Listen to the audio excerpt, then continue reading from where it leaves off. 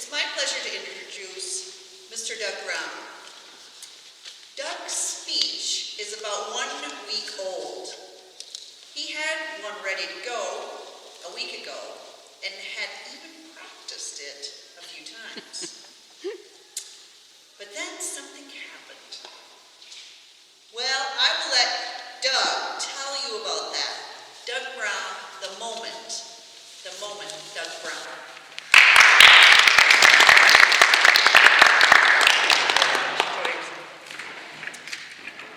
Madam Toastmaster, fellow Toasties. So, a week ago, Carrie gave a speech about a moment that, and actually her moment was 2 hours and 15 minutes long, but a moment all the same, that caused her to reassess what she was doing with her life. And that speech stayed with me the rest of the day like a piece of gum on the bottom of my shoe. It was like every step I took, hey Doug, hey Doug, hey Doug, reminding me that I needed to do something. And the funny thing was I didn't really know what I was supposed to do until I sat down to dinner that night by myself with a blank sheet of paper, and the words fell out of me like the filling for an emotional soft taco. So I'm going to share with you my moment. As many of you know, I'm the leader of the Denver Youth community, and this March we had our annual drinking songs meeting, which is always a fun one, a little rowdy, you know. And I was really looking forward to it, so I got there about a half an hour early, and just to make sure that the room was just so.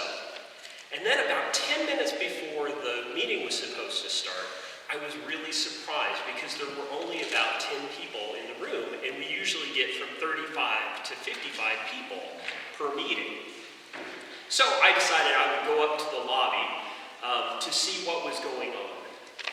And as I came up the stairs, I saw the body on the floor. It was surrounded by people giving the aid that they could and people calling the ambulance. It was the body of someone I was just speaking to about the songs that he was going to bring for that meeting, the body of Willis Bringer. Now, in my effort to get out of everybody's way, I went out the front door, and there were 35 people standing around with ukulele cases, wondering what to do. They didn't want to get in anybody's way either. So I took them around through a side door and downstairs to our meeting room. And then the question was, do we have the meeting or do we cancel it? And after talking to some people, I decided that we were going to go ahead and have the meeting. And while it was not one of the more happy-go-lucky meetings that we've had, I feel like everybody had a really good time. Until 3/4 of the way through the meeting, I got the word that Willis had passed away. And that was not an easy bit of information to impart to everybody. But it was nothing compared to trying to figure out what to say to Willis's wife, Connie, that a week later when I called to give our condolences. So the things that struck me about this was, number one, that he passed away doing something that he really enjoyed doing. And that's one of the reasons why I decided to go ahead and have the meeting. I thought if I had some kind of attack on the way to the youth meeting, I would feel terrible if people didn't get a chance to play because of me. Now, that being said, if I'm ever stricken on the way to a Toastmasters meeting, feel free to carry on without me. So, the second thing I noticed was that life is so fleeting. I'm in kind of an interesting situation in that, being the audio guy here at the church, I end up going to a lot of funerals, but not very often for people that I know. So it allows me to take a more removed view of the proceedings. And the one thing that comes up again and again is, I wish I had more time. So, now what did all of this show me that I needed to change in my life? Well, the number one thing was to be more thankful for the life that I have. Now, I feel pretty blessed. I have a wonderful wife and family. I've got a terrific circle of friends, and I live in a country country that allows me the freedom to play ukulele every single day. And for that, I wake up every morning and thank God. The second thing is to tell people that I care about them. Now, this is one where I feel like I've really done a good job. Going down the list of contacts in my phone, all of my friends, I feel like they really know how important they are to me. And number 3, of course, is play ukulele every chance I get, and you guys know that I do that. So, fast forward a month to April, and Willis had sent in the classic Aloha Oi to play with us.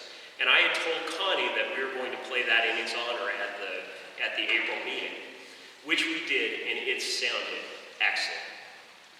And then Connie got up and told us a story about how much Willis enjoyed playing with us, and how much he looked forward to that meeting every single month, and how it did give her some solace to know that he died doing something that he enjoyed so much.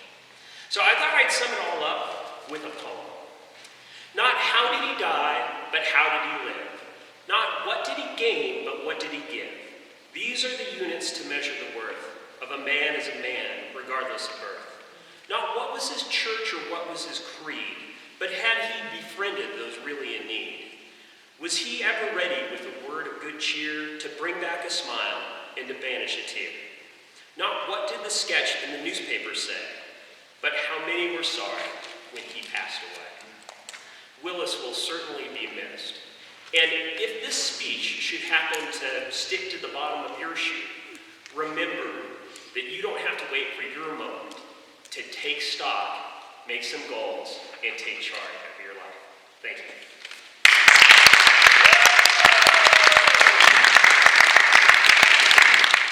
For more information on Lunch Out Loud Toastmasters, please visit our website at www.lunchoutloud.com.